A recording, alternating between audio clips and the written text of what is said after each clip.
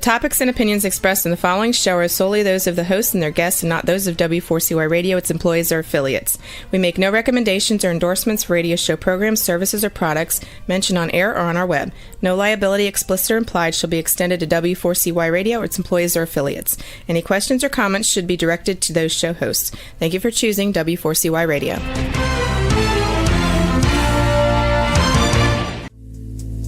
Welcome to Powerful Business Strategies, where you will find out that everything you have ever learned about growing your business is wrong. Finally, a show where you'll learn the right way to grow your business by learning business and financial strategies that your competition isn't doing. And now, here is your host, President of Next Step CFO, Michael Barbarita. And joining Michael for today's show as an executive moderator is Chuki Obiyo. Yes, this is Chuki, and it is truly an honor for me to engage in today's episode with my good friend Michael. Michael, how are you? Excellent, Chuki. My name, as Chuki said, my name is Michael Barbarita of Next Step CFO, and Next Step CFO is a fractional CFO and strategic implementation firm. Business owners hire us to double and triple their profit using business and financial strategies that their competition isn't doing. And our vision is to ensure overwhelmed business owners achieve consistent profits that leads to time freedom to build a legacy and the life they desire. And our mission is dedicated to guiding small business owners to leveraging their time, exploding their profits, and building a meaningful legacy. This show, Powerful Business Strategies, in our book of the same name, is a step toward accomplishing that vision and mission. So with that, I'd like to hand it back to my co-author and moderator for the show, Chuki Obiyo.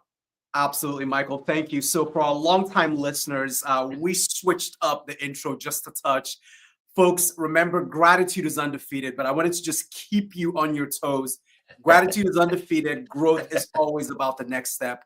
So look, Michael and I were both affiliated with a number of different organizations. I currently serve as a managing director of business development for Vetter Price, a global business-focused law firm. In addition to that, as I said earlier, it's truly an honor to collaborate with Michael to moderate business roundtables and then document insights from these roundtables as part of our book, Powerful Business Strategies. So please note that the views expressed on this show are our personal views based on those very successful experiences with business owners.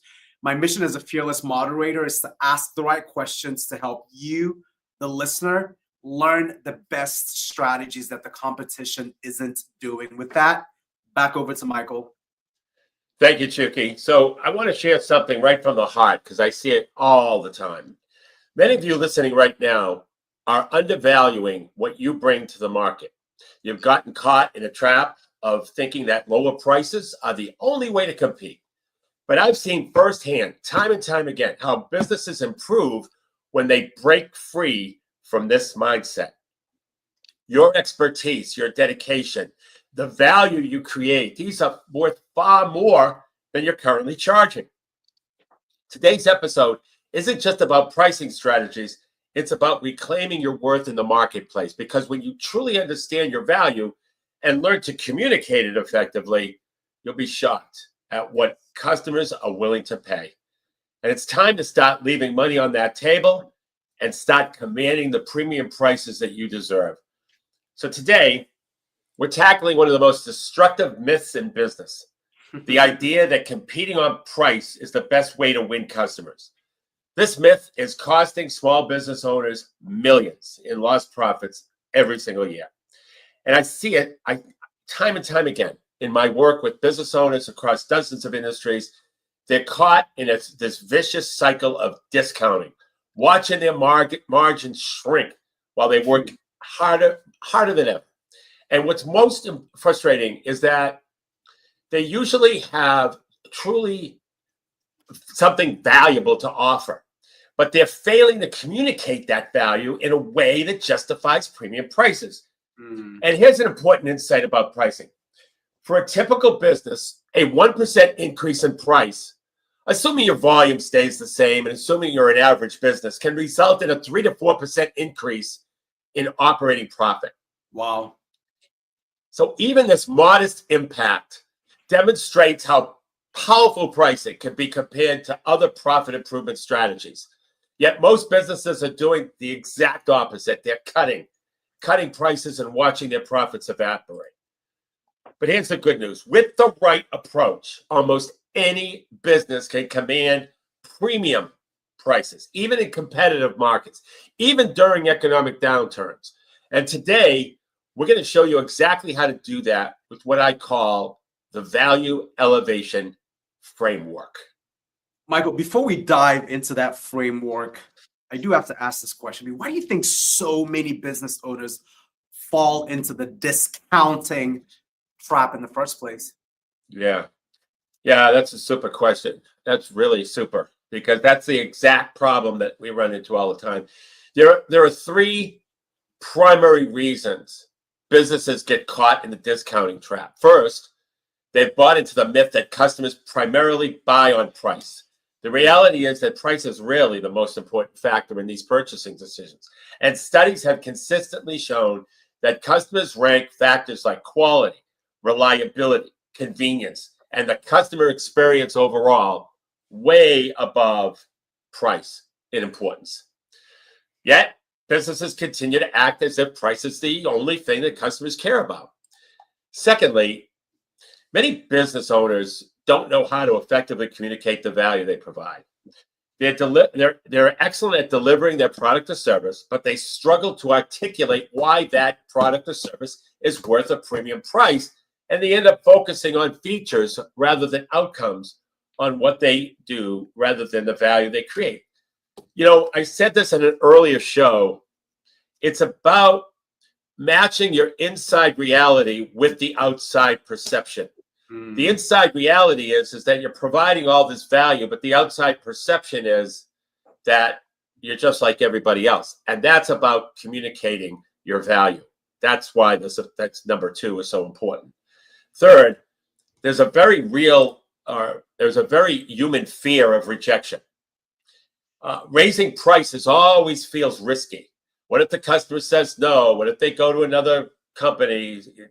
This fear keeps businesses stuck in pricing patterns that are often established arbitrarily in the first place. And so let me share a quick example. So a commercial cleaning company was struggling to maintain profitability, and they were competing primarily on price, undercutting competitors to win contracts constantly. But this strategy was backfiring so much. They were working harder than ever while watching their margins shrink to almost nothing. When they finally analyzed their business, they discovered that they actually had several unique advantages. Their staff had significantly lower turnover than industry averages. They used environmentally friendly cleaning products, and they had a proprietary quality control system that ensured consistent results. None of these advantages were being communicated to prospects. Instead, they were leading with price. Effectively training customers to see commercial cleaning as a commodity where the lowest price wins. This is an example of where that inside reality did not match the outside perception, and this happens all the time. We completely changed their marketing to focus on the reliability and peace of mind that comes from having a stable cleaning crew who know the building, who know the reduced health risk from their toxic cleaning approach, and their quality guarantee. And quality guarantee on top of it. That was very specific, by the way. And within 6 months, they had raised their prices by 22% while increasing their client retention from 68% to 94%. Wow. And this example, it's really huge. This example illustrates that fundamental truth, though, that when you compete on price, you're essentially telling the market that your offer is no different from anyone else that offers the same thing. You're commoditizing yourself. Our value evaluation framework helps you to do just the opposite. It helps you to decommoditize your offering so that you can charge what you're truly worth. So let's dive into the first component of the framework, and that's identifying and amplifying your true differentiators. Most businesses think they know what makes them different, but they're usually focused on the wrong things entirely. Wow. So I briefly introduced our value elevation framework, and it's a systematic approach to commanding, premium prices in the marketplace to keep you up here. The first component of this framework is what I call true differentiation discovery. Most businesses think they know what makes them different, but they typically focus on superficial differentiators, like customers don't actually value or are easily copied by competitors. So let me give you a quick example.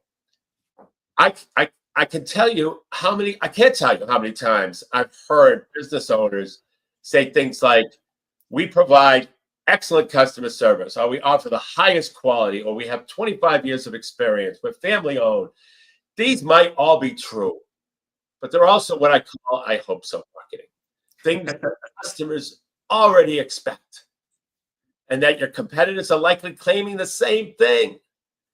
And the customer is saying to themselves, well, I hope you have all that stuff. So true differentiation isn't about being slightly better at what everyone else does. It's about being meaningfully different in ways that matter to your ideal customers. And here's the process for discovering your true differentiators.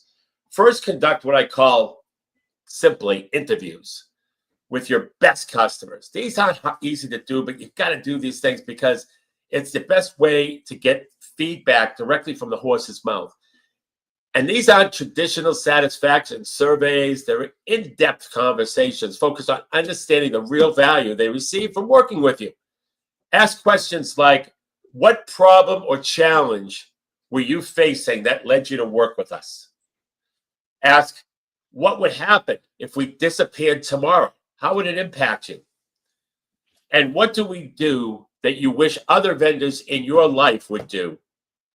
One more. What's something we do that surprised you in a positive way? So these questions reveal the hidden value you're already providing, but may not be consciously promoting. By the way, talking to a customer and asking those questions, it also helps create a position of market dominance for your business. And you can watch a number of back shows that we have on that. Second, analyze your competitors through your customers' eyes. Don't just look at what competitors say about themselves. Study how customers talk about them in reviews, social media, in forums. What frustrations do they express? What gaps exist between what competitors promise and what they deliver? These gaps represent prime opportunities, real good information for meaningful differentiation. Third, conduct what we call a process audit. This involves mapping out each step of your delivery process and identifying areas where you do things completely or do things differently from industry norms. Often businesses that have unique approaches that they take for granted, but that could become powerful differentiators if properly highlighted. And here's a quick example of that. So a residential home builder discovered through this process that, unlike their competitors, they had a dedicated project manager who stayed with clients from initial design all the way through final walkthrough. This was something they had always done, but never, ever emphasized in their marketing. I see this all the time. And when he repositioned this as their single point of accountability system and explained how it eliminated the communication breakdowns common in home building, they were able to command a 15% premium over their competitors.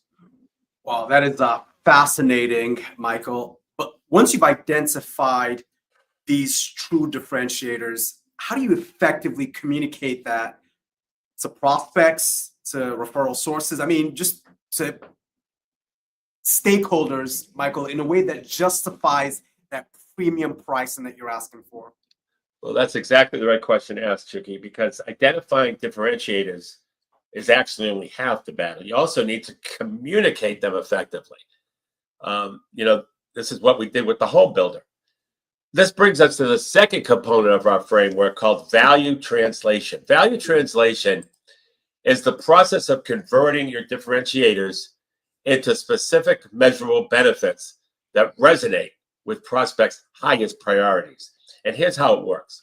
First, each differentiator you've identified, ask yourself, so what? And keep asking, so what? Until you arrive at benefits that connect directly to things your customers deeply care about, like saving time or reducing stress or increasing security or enhancing status or making more money.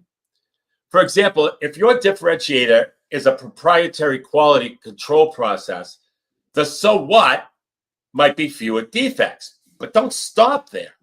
What do fewer defects mean to the customer? Perhaps it means fewer warranty claims. Maybe it means less downtime, or maybe higher customer satisfaction or reduced liability risk. These downstream impacts are where the real value lies. Second, quantify these benefits whenever possible. Specific numbers are always more compelling than general claims. So instead of saying, our system saves you time, which is kind of an I hope so statement, say, our clients typically save 7.5 hours per week. Instead of our approach reduces costs, say, we help clients cut overhead by an average of 23%. And if you don't have exact figures, use ranges or examples or comparisons that help prospects conceptualize that value. And the key is moving from vague claims to concrete benefits. Third, translate these benefits into compelling language that becomes your value narrative.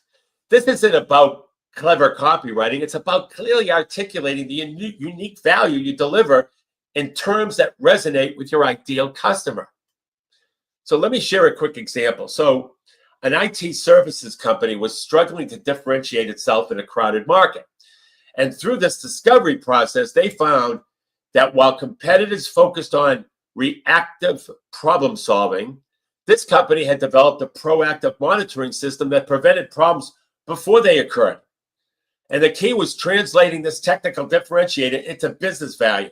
And they calculated that the average IT outage cost their typical client $3,200 an hour in lost productivity and lost time.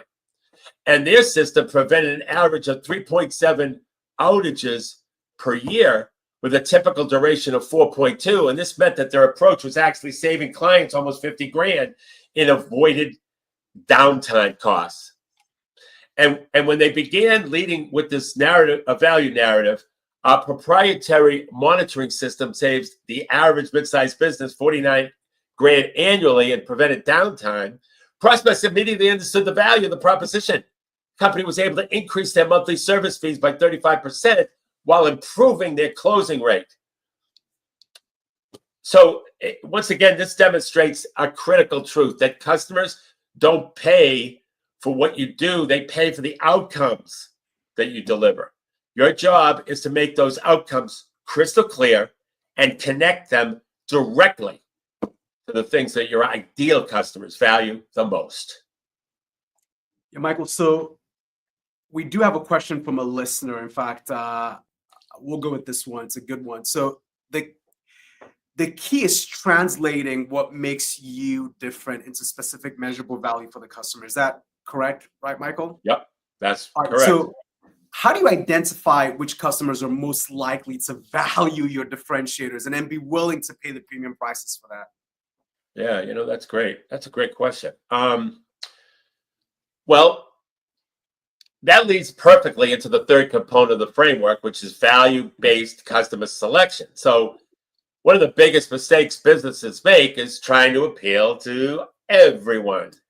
And the reality is that some customers are naturally more price sensitive than others, and some will value your specific differentiators more highly than others. But the key to commanding premium prices is focusing your efforts on what I call value buyers. These are customers who prioritize outcomes over price and who specifically value the unique benefits that you provide. So here's how to identify and attract these value buyers. First, analyze your current customer base and identify which customers are the most profitable. and cause, by the way, that stay with you the longest and cause the fewest headaches. And so look for patterns in these customers, characteristics, behaviors, and priorities. And second, develop detailed profiles of your ideal valued buyers, almost like your customer avatar, if you will. But go beyond basic demographics to understand their psychographics, such as attitudes, aspirations, fears, and priorities. What keeps them up at night? What are they trying to achieve? And what do they value most? Third, refine your marketing message to speak directly to these valued buyers using language that resonates with their specific outcomes and pain points. When you're interviewing them, pick up the exact words they're saying. And remember, the goal isn't to appeal to everyone. It's to strongly appeal to those who most likely value what makes you unique. Here's an example. So a financial advisory firm discovered their most profitable clients weren't necessarily the wealthiest. They were business owners who had built successful companies and were preparing for eventual exit. These clients valued the firm's expertise with business transitions far more than general investment management. And so by refocusing their marketing specifically on this niche, using language and case studies that spoke directly to the unique challenges of businesses that have exits, they were able to attract more ideal clients, increase their minimum portfolio size by 250% in 18 months. That's a powerful example, Michael. And what I just really resonate with in that example is how focusing on the right customers can actually transform your pricing power. So to wrap up this segment, what are 2 key action items that you would recommend business owners take right away? Well, the first action item is to schedule 5 exit interviews with your best current customers in the next 2 weeks. And remember to ask questions that uncover the real value they receive from working with you, not just, what they like about your service. Questions like, what would happen if we disappeared tomorrow? And what do we do that you wish other vendors would do? Often reveals surprising insight. And then the second action item is to conduct a competitor analysis, but with a twist. So instead of just looking at competitors' websites or marketing materials, read the reviews, both good and bad, and social media commentary to identify the gaps between what they promise and what customers actually experience. These gaps represent prime opportunities for meaningful differentiation. So in our next segment, we're going to explore how to structure your offerings to maximize perceived value and make premium pricing feel natural and justified to prospects. So before we continue, let's take a 90-second break. Hey there, business owners. Let me ask you something. Are you tired of blending in with your competitors? Frustrated with slow growth and slim margins? Well, I've got news for you. Everything you've ever learned about growing your business is wrong. But don't worry. I'm here to let you in on a secret weapon. Your position of market dominance. It's what sets you apart, makes you irreplaceable, and has customers lining up at your door. My name is Michael Barbarita from Next Step CFO. I know what you're thinking. Sounds great, Michael, but how do I find my position of market dominance? Well, that's exactly why we've created our game-changing implementation program called Next Step to Market Dominance. In just 90 days, we'll guide you step by step to a position of market dominance by uncovering your unique strengths that competitors can't touch, by crafting a message that resonates deeply with your ideal customer, by building a strategy that turns you into the go-to expert in your field. Now, this isn't theory. These are battle-tested strategies that have helped businesses like yours double, triple, and quadruple their revenue. Don't let another quarter go by struggling to stand out. It's time to dominate your market, period. Go to nextstepcfo.net/contact, fill out the form, and in the message section, put the word dominate. Or call us at 781-326-3822. That's nextstepcfo.net/contact, or call us at 781-326-3822. Welcome back to Powerful Business Strategies. And remember, you can go to our website, powerfulbusinessstrategies.com, to catch any episode that you might miss, or if you're driving and you want to actually go back and listen and take notes, you could do so by going to powerfulbusinessstrategies.com. So before the break, we discussed how to discover your true differentiators, translate them into compelling value narratives, and identify customers who value your unique benefits most highly. And now let's talk about that fourth component of our value elevation framework called strategic offering architecture. How you structure and present your offerings has a profound impact on the perceived value and pricing power. Most businesses make the critical mistake by presenting their offerings in ways that naturally lead to price comparisons. They list features and specifications side by side with competitors and essentially creating commodity-style comparison shopping. The key to commanding premium prices is structuring your offers in a way that makes direct price comparisons difficult or irrelevant. And there are 4 ways to do this. First, create proprietary packages that combine products and services and experiences in unique ways. So instead of selling the same generic offering as competitors, develop some bundling and packaging that solve the specific customer problems more comprehensively. If you recall, this is one of the components of a compelling offer that we talked about in our compelling offer episode. So here's an example, like a wedding photographer stopped selling standard hourly packages and created 3 distinctive collections. One was called The Complete Story, which was comprehensive documentation from preparation to reception. The second was called Timeless Moments, which focused on artistic portraits and key ceremony moments. Third was Family Legacy, and that emphasized multi-generational family documentation. These packages made direct price comparisons with competitors essentially impossible for any type of comparison whatsoever because they weren't selling the same thing. Second, develop a proprietary process or methodology that becomes part of what customers are buying. This approach just changes the game with your offerings from a commoditized service to a unique system that only you provide. So, for example, a marketing agency named their client onboarding process the Deep Dive Discovery, and their campaign development approach was called the Renaissance Method. They documented each step of these processes and included detailed explanations in their proposals. And this simple shift repositioned from being just another marketing agency to having a unique methodology that justified premium pricing. Third, implement tiered pricing with strategic anchor points. When you offer multiple service levels, you change the conversation from a yes or no to which one. Research consistently shows that presenting 3 options with your preferred option in the middle significantly increases average transaction value. And that is why many successful companies use a good, better, best model. So the key is designing your top tier to be ambitious in both value and price. And this creates an anchor point that makes your middle tier seem reasonable by comparison. Even if few clients choose the top tier, its presence elevates the perceived value of your other offerings.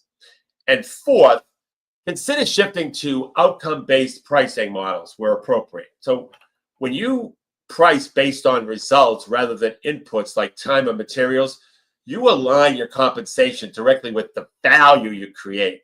Everybody gets hung up with time and materials and all types of measurements. Forget it. Value. This approach can be significant for businesses that consistently deliver strong outcomes. And for example, a digital marketing firm moved from charging monthly retainers to a base fee plus performance incentives tied to lead generation. And this shift dramatically increased their prices for successful campaigns while demonstrating confidence in their capabilities. Michael, I love the idea of creating unique packages that make direct price comparisons difficult. So good. But look, many businesses might worry that if they price significantly higher than their competitors, they'll lose business. How do you address that fear of raising prices? Yeah, that's the keys to the kingdom, I think, Chuki. And it leads perfectly into our 5th component of our framework, and that's risk reversal strategy. See, the fear of raising prices is fundamentally a fear of rejection. What if customers say no? This fear is legitimate, but can be addressed through strategic risk reversals that shifts the risk of the transaction from the buyer to the seller. We have a whole show on this. And when you charge premium prices, customers naturally have higher expectations and greater concerns about making a mistake. Your job is to systematically eliminate these concerns by demonstrating confidence in your value. And here are 3 powerful risk reversal strategies. First, offer results-based guarantees that promise specific outcomes rather than merely satisfaction. For example, instead of a generic satisfaction guarantee, a digital marketing company firm might guarantee a minimum of 25 qualified leads in the first 90 days and will continue working at no additional cost until we deliver them. Now, these performance guarantees demonstrate confidence in your ability to deliver value and make the purchasing decision less risky for the customer. And they also shift the conversation from price outcomes, which is exactly where you want it. Second, provide proof of concept options that allow prospects to experience your value firsthand before committing to a larger engagement. And this might be a paid assessment, a trial period, or maybe even a scaled down initial project. For example, a business consultant who created a strategic roadmap session as an entry point for new clients. This 2-day intensive session delivered immediate value while showcasing the consultant's expertise and approach. So over 80% of clients who experienced this session went on to engage in comprehensive consulting relationships. And third, use social proof strategically to build credibility and reduce perceived risk. This goes beyond generic testimonials to include detailed case studies, specific metrics from client results, and testimonials that directly address common objections. For example, if prospects typically worry about implementation challenges, include testimonials that specifically mention how smooth the implementation process was. And if they're concerned about ROI, showcase detailed before and after metrics from similar clients. These risk reversal strategies create a powerful foundation for premium pricing by addressing the fundamental concerns that make prospects hesitate when considering higher priced options. And I'll share a quick success story. A custom home builder client implemented these strategies and raised their prices by 34% while increasing their close rate 22% to 41% closing rate. Offered a phased approach beginning with a paid design consultation. They provided detailed case studies showing the long-term value of quality construction and offered a comprehensive warranty that far exceeded industry standards and was specific. The combination of these risk reversal strategies made their premium pricing feel like the safer choice, not the riskier one. Michael, you are connecting some really important dots here for business owners. So let's take a question from the listener. And there's also something candidly that I'm curious about. So you talked about how to set and justify premium pricing, but what about communicating these premium prices effectively? Well, Chuki, that listener identified a critical piece of the puzzle. The 6th component of our framework addresses exactly that challenge: value-centric price presentation. Many businesses undermine their pricing power through poor price presentation. They apologize for their prices, present them tentatively, or introduce them before establishing full value. These approaches practically invite price objections and negotiations. So there are 4 key principles for presenting prices with confidence. First, establish comprehensive value before revealing outcomes. Walk prospects through all the benefits, outcomes, and differentiators that they'll receive before discussing investment. This creates a context of value that frames the price appropriately. Second, use value-based language when discussing pricing. Replace cost-focused terms like price, cost, or expense with value-oriented terms like investment, value, or returns. This little subtle shift reinforces that they're buying outcomes, not just paying for services. Third, present pricing with absolute confidence. Your tone, body language, and word choice should convey complete conviction in your value. Never apologize for premium pricing or suggest flexibility before the prospect has even responded. And you could say things like, the investment is only X. Use the word only. Fourth, anticipate value-based answers to price objections. When prospects say that that's more than we budgeted, be prepared with responses that focus on value, not justifications for your pricing. For example, I understand many of our clients initially thought the same thing until they experienced the ROI our approach delivers. The average client sees a 3.2 time return on this investment within 12 months. Notice, many of our clients initially thought the same thing. So let me share a quick example. An IT implementation firm was consistently getting pushback on their project fees despite delivering excellent results. When we analyzed their sales process, we discovered that they were presenting prices early in conversations, often in response to direct questions from prospects. We restructured their approach to first establish the cause of the problem, implementation failures, system downtime, security vulnerabilities before presenting their solution and associated investment. And by establishing that the average failed implementation cost their typical client $217K in direct and indirect costs, their own fees of $75 to $95K suddenly seemed reasonable and even prudent. And additionally, they learned to present these fees confidently as your investment rather than apologetically as our fee.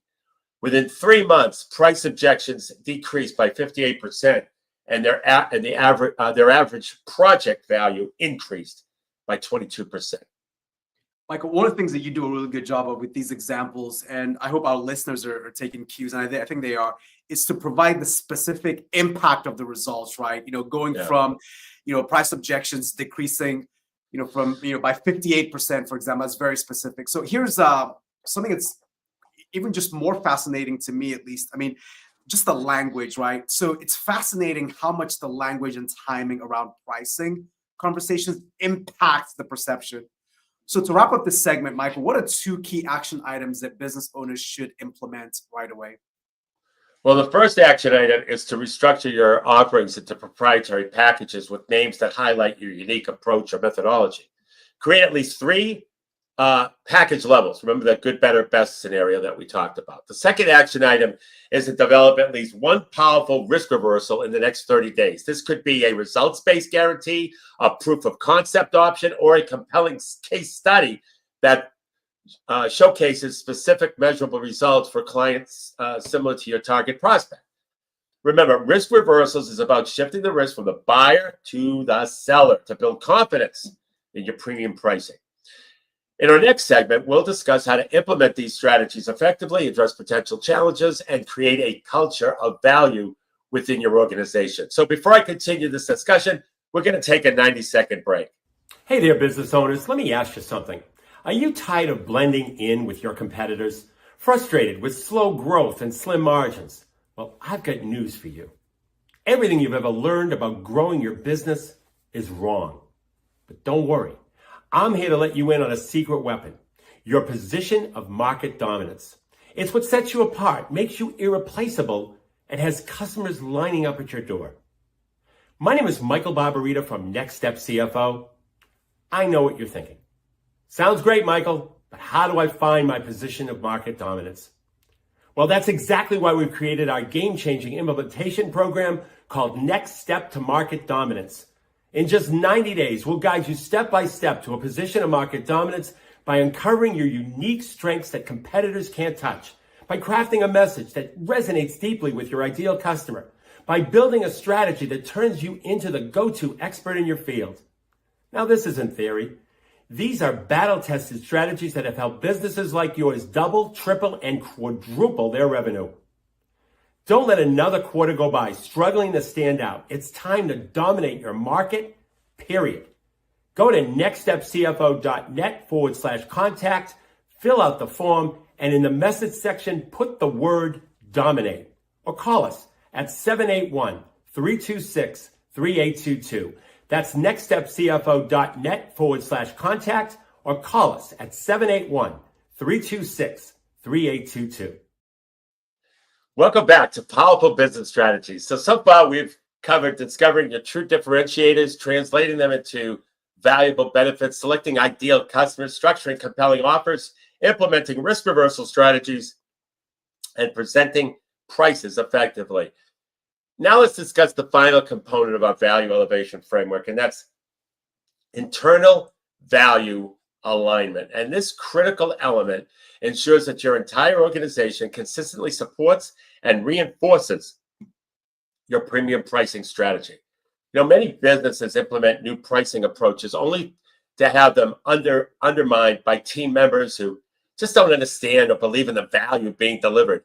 And your team must be completely aligned around your value proposition and confident in your pricing strategy. So here are 3 key steps to creating this alignment. First, educate your team on the full value you deliver.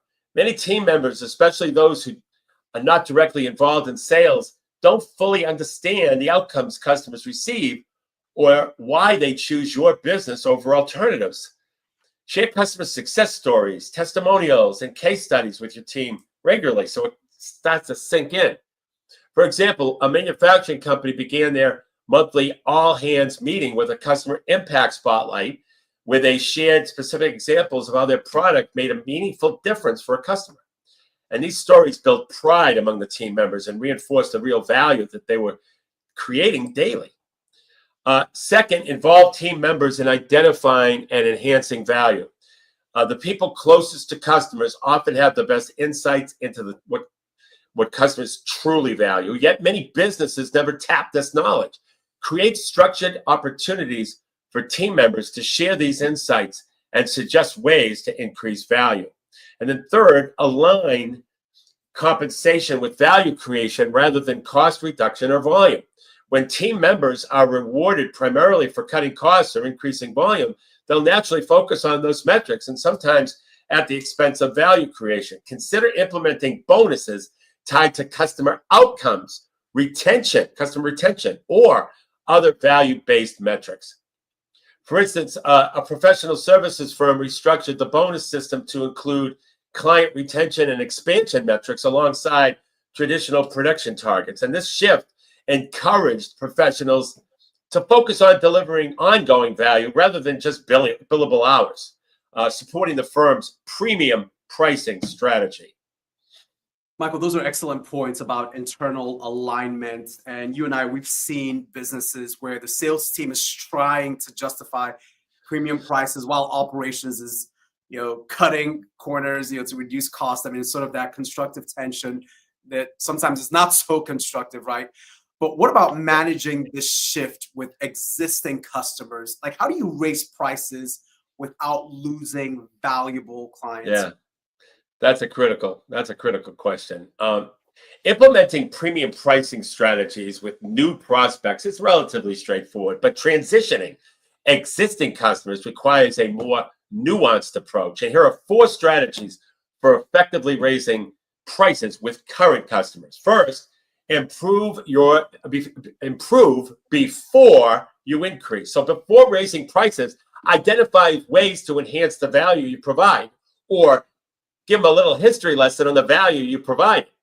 This might involve adding services, improving processes, or providing additional resources. When the price increase follows visible value enhancement, customers are far more likely to accept it.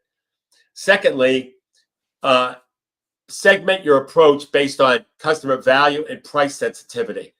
Not all customers should receive the same increase or the same communication. Consider factors like longevity, profitability, growth potential, and strategic value when determining increased prices and approaches. Third, communicate increases in value in terms of value, not cost. So many businesses justify price increases by citing rising costs. Well, this approach inevitably positions price as a burden rather than reflection of value. So instead, frame increases in terms of ongoing enhanced value that customers receive. For instance, rather than saying, we're raising prices due to increased operating costs, which I see all the time, by the way, say, our enhanced service platform now provides you with 24/7 access and faster response times, reflecting our continued investment in delivering exceptional results for your business.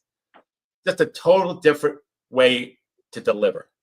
And then fourth, consider grandfathering strategically. In some cases, it makes sense to maintain current pricing for existing customers while implementing new pricing for new customers. And this approach honors the loyalty of long-term clients while gradually transitioning your business to more profitable pricing.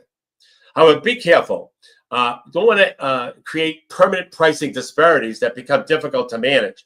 Consider time-limited grandfathering or phased increases that eventually bring all customers to appropriate pricing levels. And you know what, Chuki, I didn't think we had time for compliments, but I think we do. Brilliant. Yeah, so it's great that we have time for compliments. And Michael, there are 3 compliments. Effectively, these are business owner spotlights that we dedicate our time to. So first, Carrie Klimas, and she is with Great Partnership Solutions. Great Partnership Solutions empowers growth-minded professionals and visionary leaders with the leadership development, practical skills, and confidence to achieve purposeful results through personalized coaching, interactive workshops, and hands-on support. They help to bridge that gap between intention and action. Next, Gary Philweber. Gary Philweber is a seasoned insurance expert with over 2 decades of experience, and he has built a reputation for delivering tailored solutions that empower individuals and small businesses to achieve their financial goals. I mean, Michael, that's something you and I know quite a bit about, right? Helping business owners achieve goals.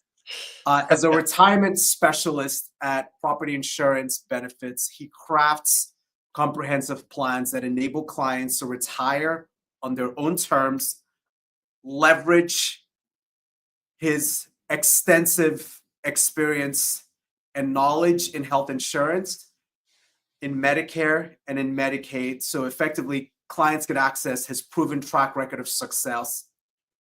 And Gary's truly established himself as a trusted authority in the industry. And you could connect with Gary on LinkedIn. And then last but not least is Casey Hamilton. Casey is with Exact Match Marketing.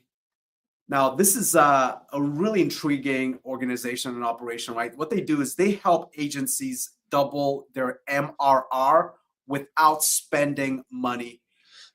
And get this, you've got to be ready to really thrive in what they call a cookie-less future.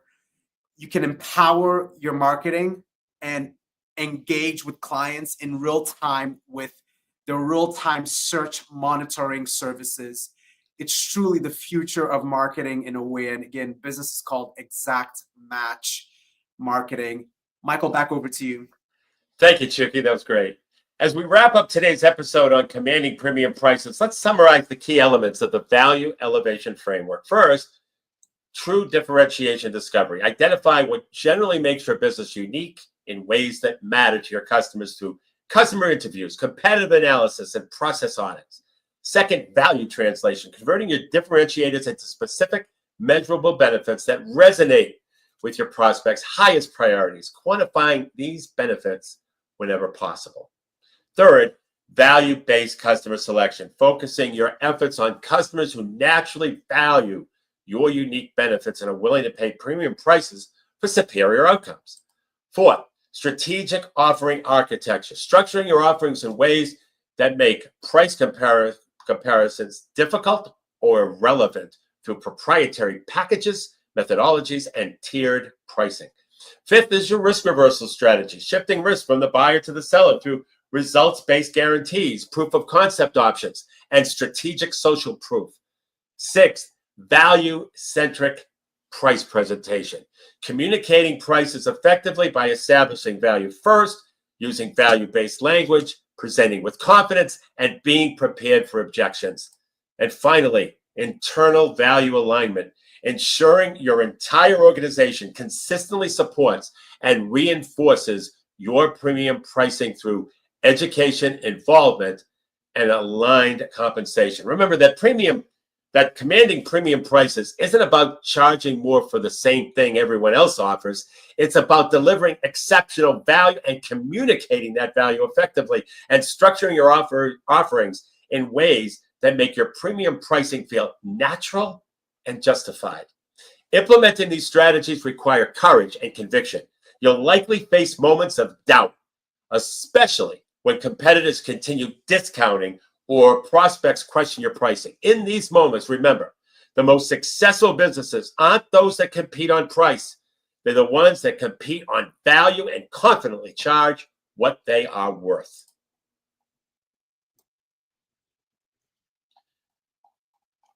So to get a copy of the book, Powerful Business Strategies, simply go to our website, www.nextstepcfo.net. It's totally complimentary. And until next Monday at noon Eastern Time, for Chuki Obiyo, my name is Michael Barbarita, and remember, don't keep doing what your competition is doing. You have been listening to Powerful Business Strategies, finding out that everything you ever learned about growing your business is wrong. Tune in next week and every week at noon Eastern Time on W4CY Radio with your host, Michael Barbarita of Next Step CFO and moderator Chuki Obiyo.